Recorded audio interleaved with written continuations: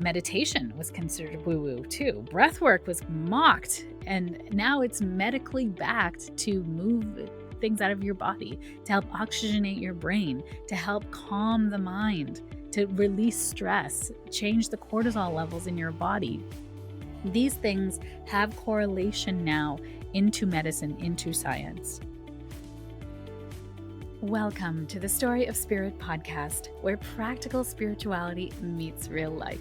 Hi, I'm your host, Sheetal Story. I'm a psychic medium, grief support counselor, professional astrologer, and a human design reader, and of course, a law of attraction master coach.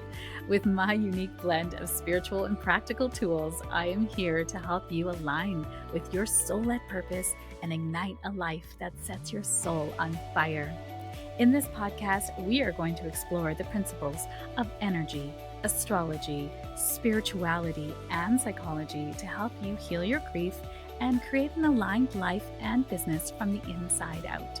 Whether you are looking to deepen your intuition, understand your cosmic design, or transform your business, this podcast is for you.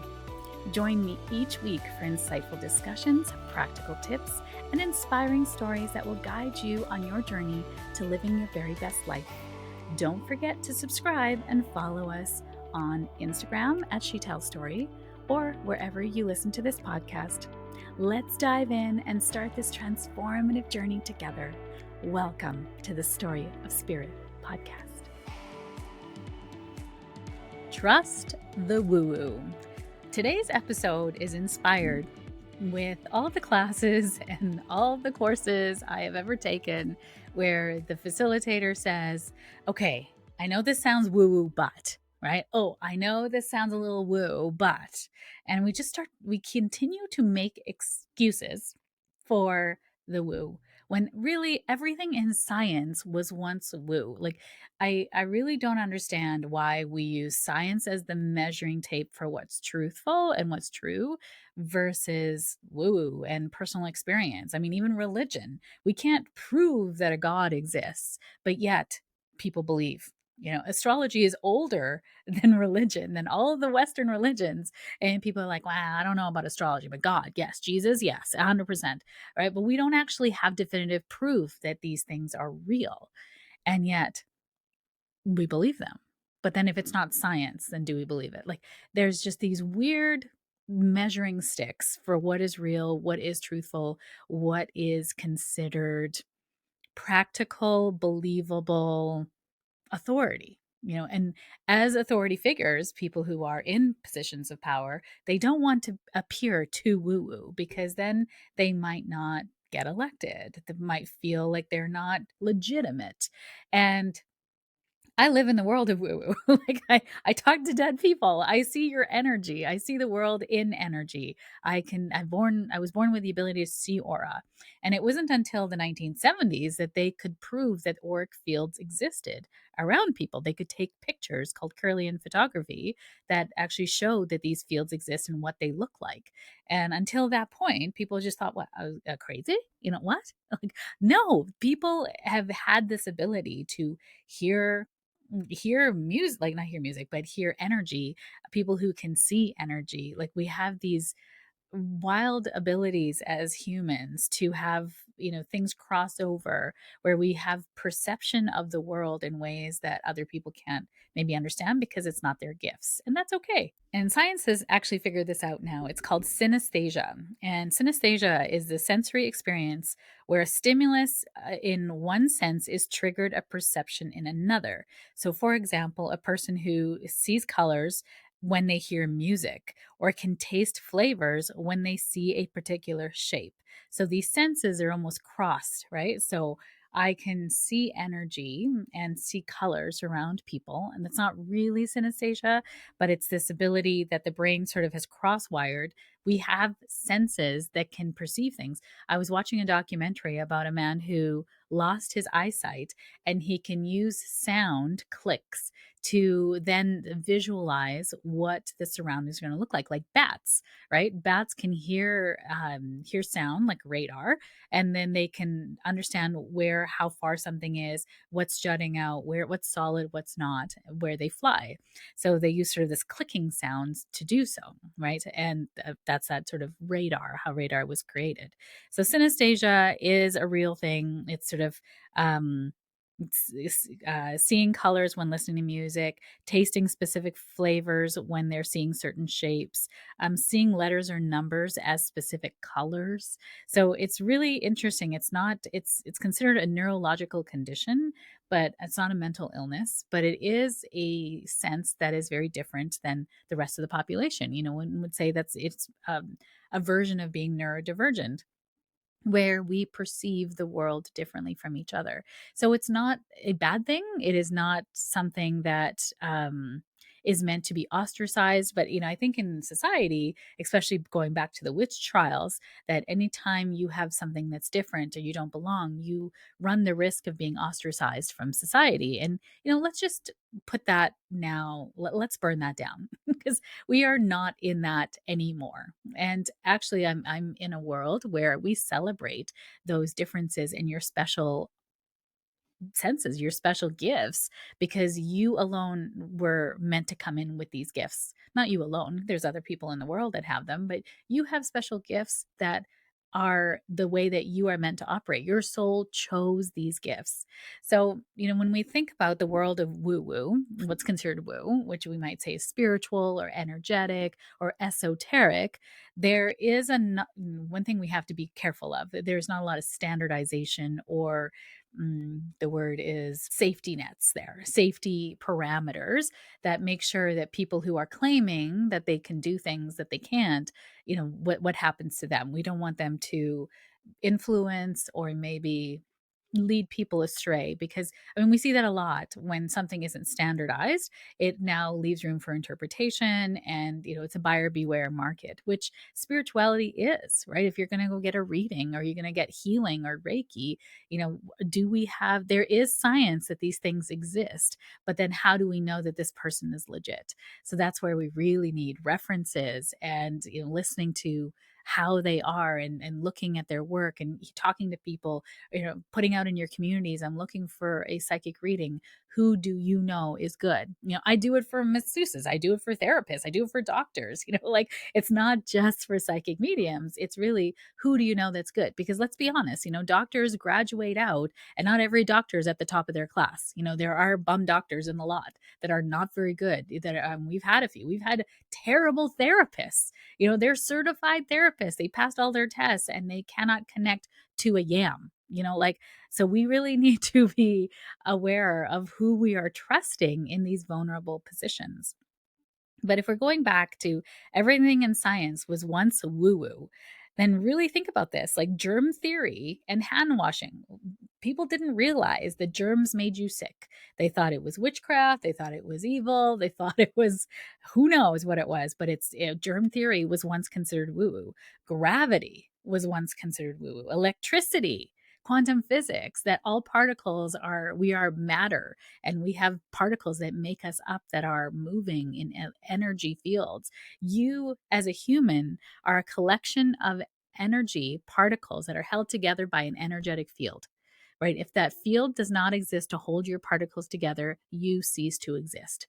And what I know to be true is that field of energy is your soul. It's your energy. Science is trying to catch up with that, right? It will catch up with that at one point in time. But your energy field that organizes your atoms into the shape that you are is your soul. That's an energy field. And one time meditation was considered woo woo too. Breath work was mocked. And now it's medically backed to move things out of your body, to help oxygenate your brain, to help calm the mind, to release stress, change the cortisol levels in your body. These things have correlation now into medicine, into science. So we can bridge, energy and intuition and see that we live in a world of energy, and we can pick up on that energy with subtle cues. We can feel that energy coming in. We can tell when something feels good or not. We can feel when somebody feels good or not. A situation feels good. A place feels good or not.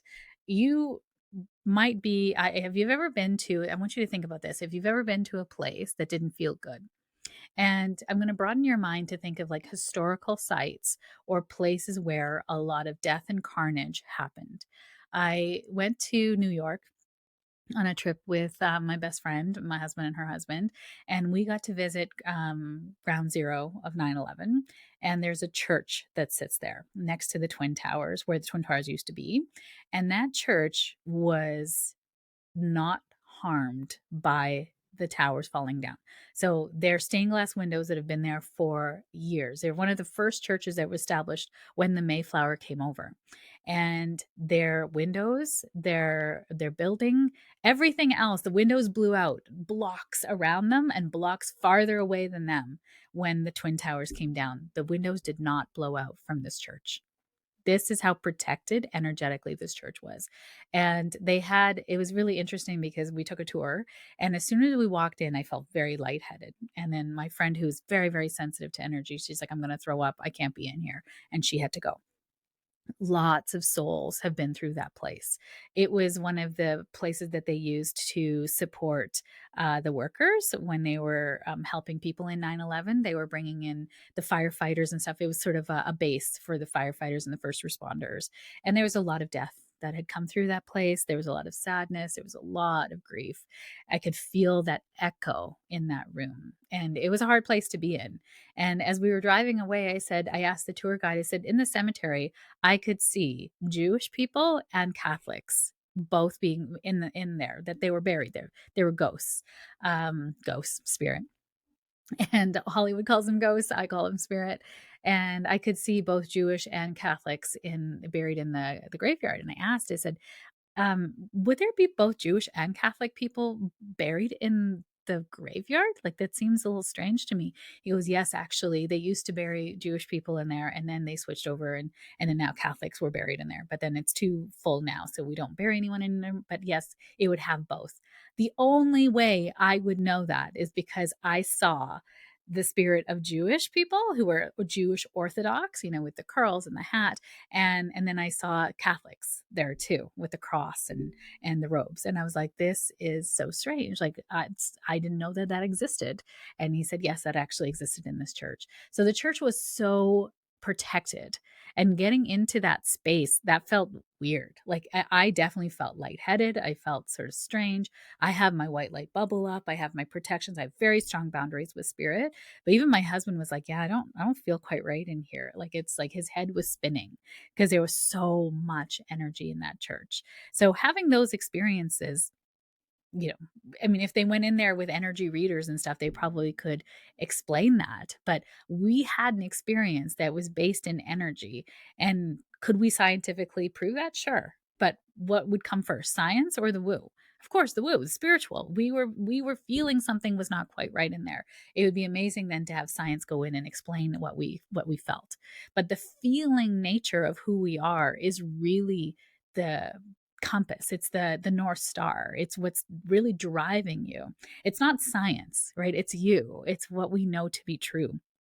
So when we teach the essence of spirituality in business, in healing, in therapies, in understanding and mastering your craft, we must go through mind, body, spirit.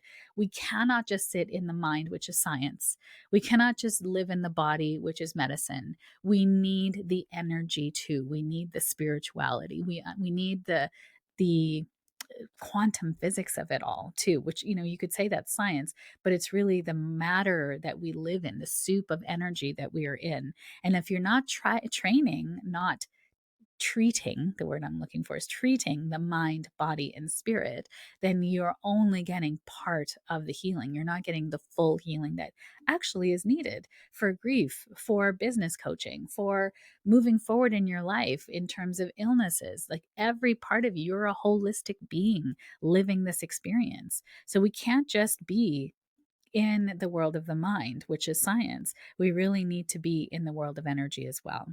So for me, I have trusted my intuition over my logic so much in this sort of second half of my life, if you will. So I'm 47. So I would say after my 30s, after my spirituality started to come in, I really started to listen to my logic. The universe started to show me things in ways that there was no logical reason I should know these things, right? Even when I was trying to get back into corporate life because I thought that's where my career was ending, and I kept getting shut down on my fourth and fifth interview every time. And I'm like, what is this? And I went outside. I was at for a food show. We were in Jasper, and I was meeting my boss and my colleague for lunch, for breakfast, because we were heading to the show.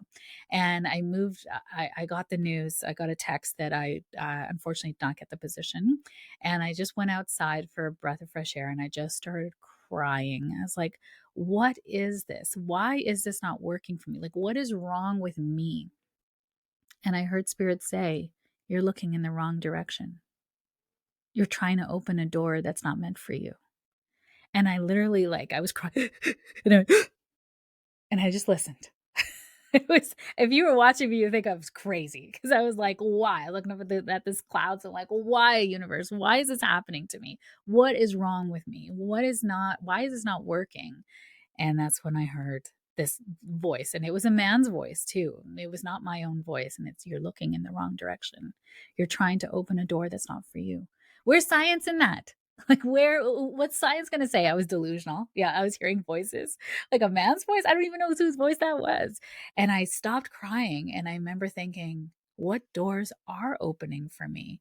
And I kept seeing all the psychic mediumship stuff that I was doing, my astrology, my tarot, all those doors were opening wide. There was teachers coming through and people wanting to pay me. And I was booking readings 4 months out already because I was only seeing people evenings, weekends, and holidays. So you could only book in 2 or 3 clients a weekend kind of thing. And I was already booking out 3 months in advance. And I didn't have a website. Like, people just were finding me. Those doors were opening effortlessly. I didn't have to try. And it wasn't until the voice said, Sheetal, you're looking in the wrong place. That's when I went, where should I be looking? And that's when I noticed that. So where is that in science? Like, that changed my life. I don't know if I've heard of any science that changed my life. Okay, the microwave. The microwave changed my life for sure. It makes things super easy. I still remember warming up stuff on the stove when I was young, bless. So in terms of, the woo brings a lot of freedom. It brings a lot of calmness. When you're so supported and you realize that this is an integral part of life, you are woo in human form. And so the more we resist it and we try to explain it away, like, you won't ever hear me say this is too woo. If anything, when I get up on stages and I'm speaking, I always start out with, I'm probably the wooiest person you'll see in this room today. And I'm going to change your life because I have that ability, right? I don't live between the lines. I don't ask permission anymore. I'm not here to conform to a way of being. And unfortunately or unfortunately, I'm a trailblazer. And if you ask little me, I would be like, I don't want to be a trailblazer. I just want to fit in.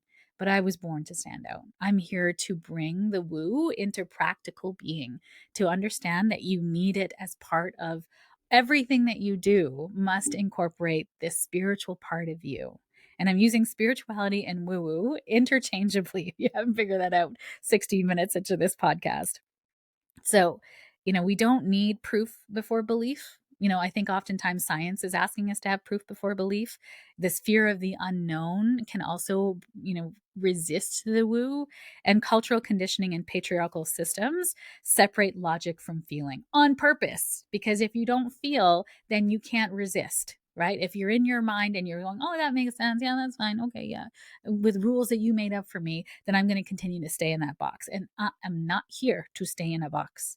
So the invitation to you, my friends, is to reclaim your inner knowing, to allow both spirit and science to guide you. We need both, not just one over the other. We do need logic. We do need your ego, but we also need your spirit and we need your body on board. Give yourself permission to lead with energy and trust your intuition. So what can you do now? What is something that you can shift in this moment in time by listening to yourself and trusting that the woo is real? You've had experiences of it. So if you've had experience of it, then it's real to you. And trust that above everything else, but also take into account the science too. We need it all, not just one over the other. The problem is that we've been existing in a world that really has promoted the science over our true knowing for so long. And I'm here to bring back the woo, the ancient wisdom that our ancestors knew before it was conditioned out of us by the patriarchy. Screw the patriarchy. Let's go. So much more on this. You can feel I am so passionate about this. This is informing the new direction of my business. So stay tuned. So much more to come, my friends. Thank you for being here. I appreciate you. Let's be the spiritual resistance, the new way of being, adding in this other component into everything we do, which makes us truly unstoppable. Thank you for joining me on this episode of the Story of Spirit podcast. I hope you have found inspiration, support, and practical insights to help you align with your soul-led purpose and live a life that sets your soul on fire. If you have enjoyed today's episode, please subscribe to the podcast, leave a review, and share it with a friend. Your support helps us to reach more listeners and continues to provide valuable content. I sincerely appreciate every share, and I know it is how most people find me. It is because caring people like you have shared me with them at the right and perfect time.